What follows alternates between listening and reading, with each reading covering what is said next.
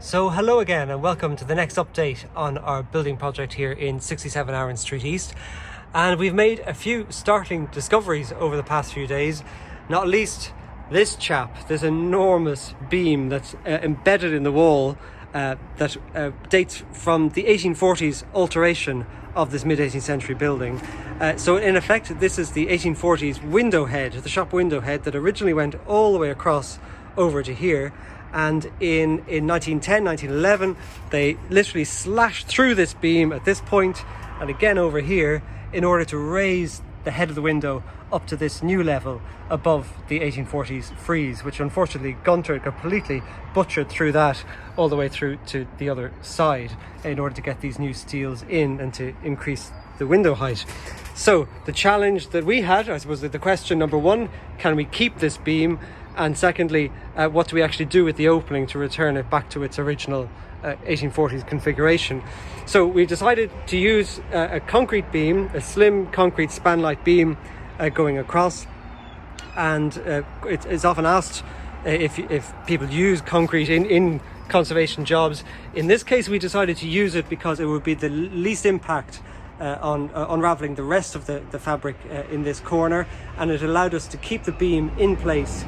And you're probably wondering the condition of this beam. This is probably a 14-inch beam, goes from the front of the building all the way through to the back. So it's a brick and a half of the depth of the facade, and it's only really the front face, the front inch or so, that's decayed. So this is like concrete. So we decided to keep it as it is and just to put a sliver of a new concrete head underneath, which reduces the window head just slightly below where it originally was.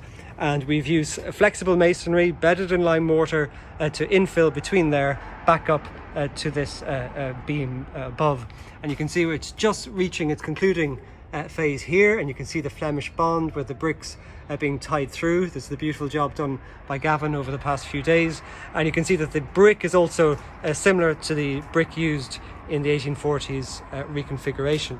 So we've also been looking at the architrave here from ground floor level, and you can see some interesting details. For example, look at this, look how beautifully crisp the 1840s Roman cement is.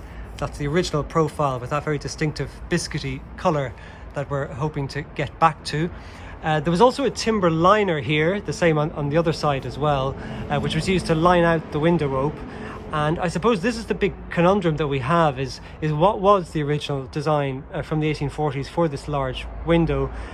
The construction sequence, we can work out some things. For example, what Gavin was showing us the other day, you can see clearly that the Roman cement was squidged out behind the timber liner, which proves that the liner was put on first and that the Roman cement was horsed on afterwards. You can also see down here at the bottom the equivalent of an 1840s raw plug that was used to attach the timber liner onto the masonry.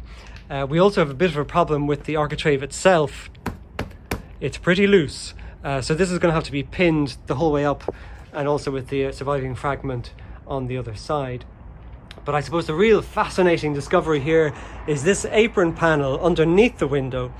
And the 1840s Roman cement unfortunately started to unravel here. It was quite weak with the amount of damp along the bottom of the wall. So we had to pull it back to the architrave level. And in the process, we have revealed not one, but two 1760s window opes. So we knew that this one existed because we could the head was already exposed on the street, and you can also see how the 1840s window slashes straight through the window head.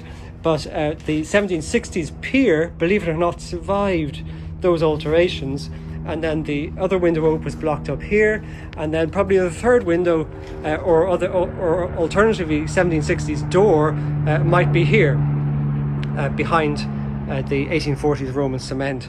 And what really cemented that point for us was that this timber was entombed in the wall exactly here along the line of the window blocking up, and you can see the top of it had a cutout which is exactly like a sash window box where the pulley would have been, and believe it or not, entombed in the pulley wheel was of the opening was half of a mid-18th century pulley wheel.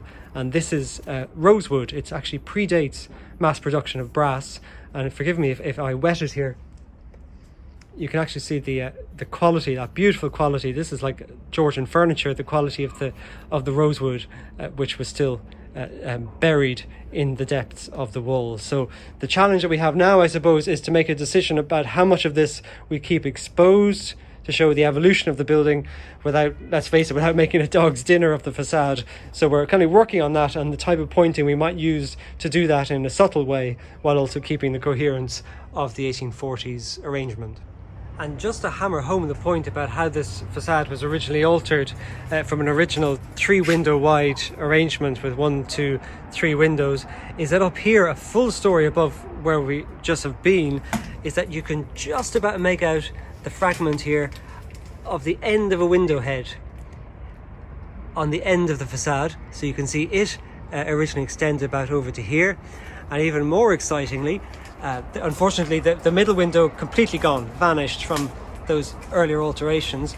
But right over here, look at that, another surviving entombed window head, just about 2 courses high, which survives over the front door, which is the 3rd missing window for the 3 windows serving what would have been the parlour or the drawing room of this Georgian house in the mid-18th century.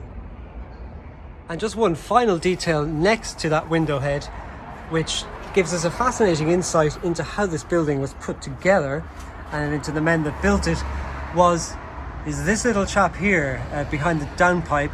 You can see that they couldn't quite make up their minds.